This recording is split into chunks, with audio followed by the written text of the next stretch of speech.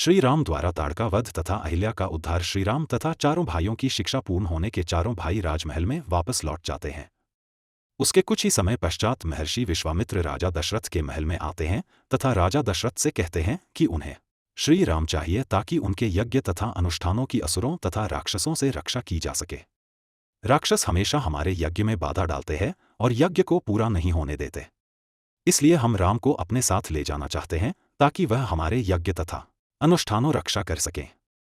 राक्षसी ताड़का का वध। श्री राम तथा लक्ष्मण विश्वामित्र के साथ उनके आश्रम में चले जाते हैं, जहां पर विश्वामित्र श्री राम को बताते हैं कि एक राक्षसी ताड़का उनके हर यज्ञ में विघ्न डालती है तथा उसका विनाश करना आवश्यक है। यह माना जाता है कि राक्षसी ताड़का एक यक्षिणी थी।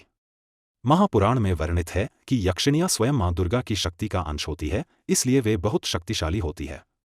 इसलिए श्री राम और लक्ष्मण विश्वामित्र के साथ राक्षसी ताड़का के निवास स्थान पर जाते हैं और उसको ललकारते हैं। ललकार सुनकर राक्षसी ताड़का बाहर निकलती है और इन पर हमला करने लगती है। काफी समय तक युद्ध के बाद श्री राम अपने एक बाण से राक्षसी ताड़का का अंत कर देते हैं। उसके बाद विश्वामित्र श्री राम और लक्ष्मण को अपने आश्रम में ठहराते हैं। अगले दिन जब ऋषि विश्वामित्र यज्ञ कर रहे होते हैं तब सुबाहु तथा मारीच नाम के दो राक्षस उनका यज्ञ भंग करने के लिए कुछ राक्षसों को साथ ले आते हैं।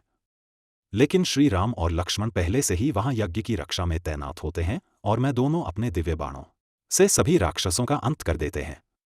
अहिल्या का उद्धार। अहिल्या स्वयं ब्रह्मादेव की पुत्री थी। अत्यंत रूपवती होने के कारण देवराज इंद्र की नियत अहिल्या पर खराब हो गई।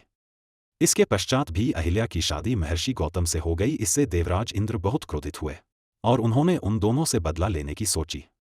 एक रात देवराज इंद्र ने मुर्गे का रूप धारण करके ऋषि गौतम के आश्रम के बाहर जाकर बांग देनी शुरू कर दी। उसकी आवाज सुनकर गौतम को लगा कि सुबह हो गई है और वह प्रतिदिन की तरह अपना कमंडल लेकर गंगा स्नान करने के लिए चल पड़ते हैं। पीछे से देवराज इंद्र ऋषि गौतम का वेश धारण करके अहिल्या के पास चले जाते हैं और उसके साथ समागम करते हैं।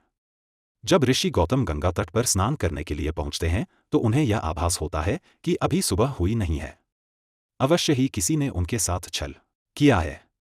इसीलिए वह तुरंत अपने आश्रम की तरफ चल देते हैं।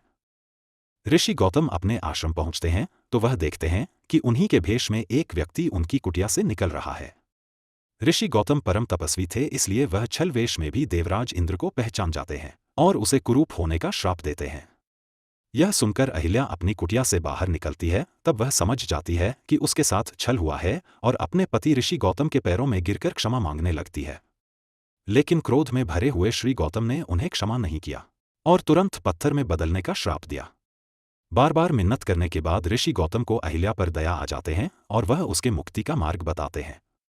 जब भगवान विष्णु राम अवतार में पृथ्वी पर आएंगे तब वह अपने चरणों से स्पर्श करके तुम्हें इस श्राप से मुक्त करेंगे। ताड़का वध के बाद जब महर्षि विश्वामित्र श्री राम और लक्ष्मण के साथ जनकपुरी की तरफ रवाना होते हैं तब वह ऋषि गौतम के आश्रम से होकर गुजरते हैं, जहां पर वह श्री राम को अहिल्या की कहानी बताते हैं। तब श्री राम अपने पैरों से स्पर्श करके पाषाण में परिवर्तित हो चुकी अहिल्या को शाप मुक्त कर देते हैं और इस तरह भगवान राम के द्वारा अहिल्या का उद्धार हो जाता है।